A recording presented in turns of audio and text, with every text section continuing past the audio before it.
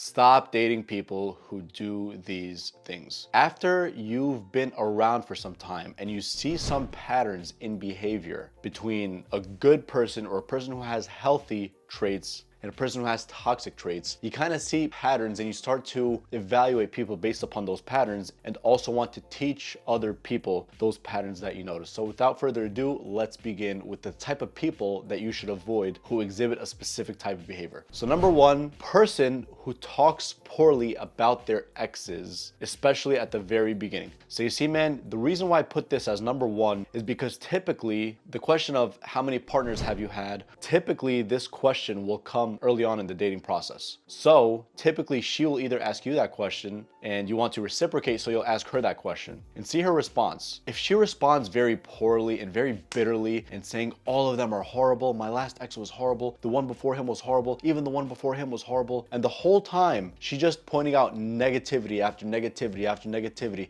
and barely pointing out any positives, if she does that, she's just kind of showing you the type of person she is. Because if that's the case, if you were to be her next ex, she'll probably do the same thing about you. And this is typically the type of woman who's in a victim mentality, who's very reactive instead of proactive about her life, who just has a negative attitude towards others, towards life in general. So that's really not the type of woman you want to deal with. Now, I understand that there are exceptions to the rule. For example, she got cheated on by her past ex or her past two exes. That's completely understandable. But on the other hand, if it's just like her entire past was only filled with negativity and she has nothing positive to say, then typically more times than not, that's a red flag and you should definitely look out for that. Number two, they never reach out to you first. Guys, as minute and insignificant as this may seem, it actually usually reflects a way bigger characteristic of the person. You see, man, so when you're first getting to know someone and you two are talking back and forth, maybe you're texting back and forth, you're FaceTiming, you're calling, you're going on dates, ideally, of course, every week, that is, or several times a week if it's been some time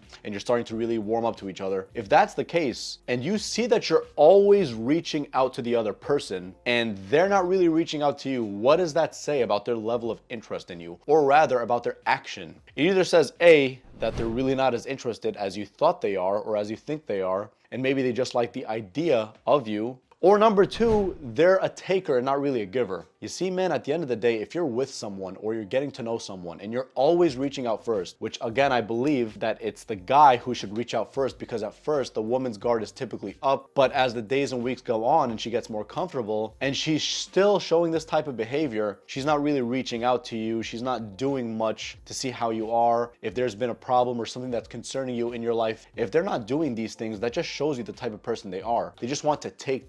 They want you to always initiate for them to take all of that from you. Give me attention, give me attention, give me attention. But they don't give anything back. You see, I dated a woman like this years ago for a couple of months, and it was very exhausting towards the end especially. She had no experience with guys, or at least not much experience, and I used that as an excuse to make myself always reach out to her and her not reach out to me. I would always reach out to her. And the days where I didn't reach out to her, she wouldn't even like say hi. She would send me like a meme or something, and then I'd respond with something, and then she was like, oh, I didn't hear from you all day. In the back of my mind, I'm like, you could just reach out yourself. It doesn't always have to be me. So that's a bit strange. If a person, again, that you're dating is always only expecting you to initiate and doesn't initiate themselves, that kind of tells you either about A, their level of interest, or B, the fact that they're a taker instead of a giver. And this may potentially indicate narcissism. Not necessarily, but some people just have these narcissistic tendencies where everything is about them. And believe it or not, they're much more than you think, these type of people. So I'm just saying to be cautious and see people for what they are instead of what you'd like them to be. Number three, bad communication skills. Guys, this one is also a huge issue. And if the woman has this problem, it's only going to be a pain in the ass and they're going to give you a headache, and it's just going to be drama after drama, dramatic situation after dramatic situation. You see, man, when a woman refuses to communicate, she's just showing you the type of person she is. She's showing you her level of emotional maturity. And for me, that's definitely a deal breaker. Good communication skills are an absolute must. They're a non-negotiable for me. When someone shows you that they have bad communication skills, that just shows you the type of person they are, and at the same time, the level of drama they're going to bring to the table. In very minute situations, it may not be a problem, but what about the bigger situations when, let's say, you two had a big disagreement on something and they're upset with you and they just don't tell you for days. What's wrong? Is everything okay? And then you go like, I'm fine, everything is fine. I don't want to talk about it. And then they just deal with you like that. These types of people are very childish, and typically this pattern indicates unresolved trauma that is from their past, from their childhood, that needs to be healed. But if you tell them things like this, they typically get offended. Oh, what are you talking about? That's not fair. Who do you think you are? When really, objectively, that's the right thing to do. Because this person, whenever it comes to any argument or any agreement or any slight difference, they're gonna blow it out of proportion, and then a lot of times they're gonna get passive aggressive with you. They're just not gonna tell you what's on their mind. They're gonna expect you to know everything. And even if you were to apologize, oftentimes they still shut you down and they still close you out. These types of people are really dangerous, and a lot of people fall under this category, especially the younger women. I don't mean to generalize, and obviously it depends and differs between one person and the other, but generally speaking, the younger women exhibit more of this behavior than older, more mature women. These types of behaviors are so toxic.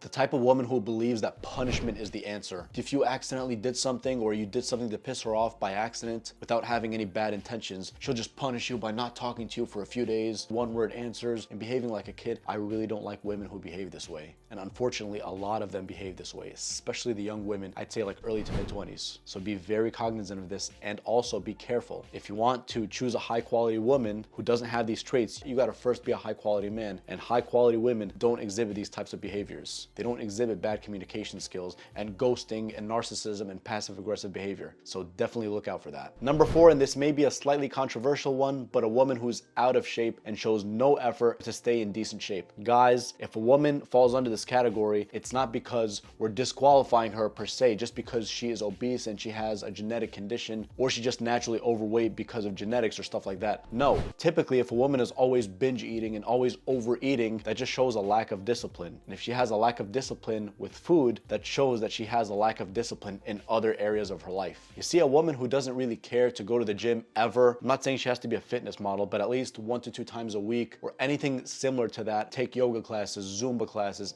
and she's not active at all, that just shows you that that's the type of person she is. She's not motivated. She's not disciplined to be active in her life. She's not disciplined to take a proactive approach. And if that's the case, it typically indicates a lack of discipline in all areas of her life. Just because she's physically undisciplined doesn't mean she's not going to be undisciplined in other areas of her life. It most likely means that she's mentally undisciplined as well. Her house is probably super messy. She doesn't have an organized schedule. So if a woman who falls under that category, who's very out of shape, and she's not taking a proactive approach to make her life better, and that just typically shows you that they don't really care about their appearance, their health, their well-being in general, and all those things. So that's something you should definitely be wary of. I know it differs from person to person, but I'm saying generally speaking, a woman who's in this position, who's not trying to better herself, you definitely got to be wary of this, because this could indicate a lot of other red flags. So that is basically it for this video. Stop dating women who show these specific characteristics. This is definitely something you got to be wary of, guys, because if you don't, it could cause you a lot of trauma and headache and just drama in general, and maybe even heartache, heartbreak. But if you're cognizant of these things from the very beginning, it quickly eliminates the bad people at first, so that you could stick only to the good people for you who show these traits and show that they're a high quality person, and show you that they're going to be the person who belongs to you and who gives you that peace of mind, so you don't have to deal with any of the drama that will cause you just a headache and a really bad time in your life, which is something you absolutely don't want.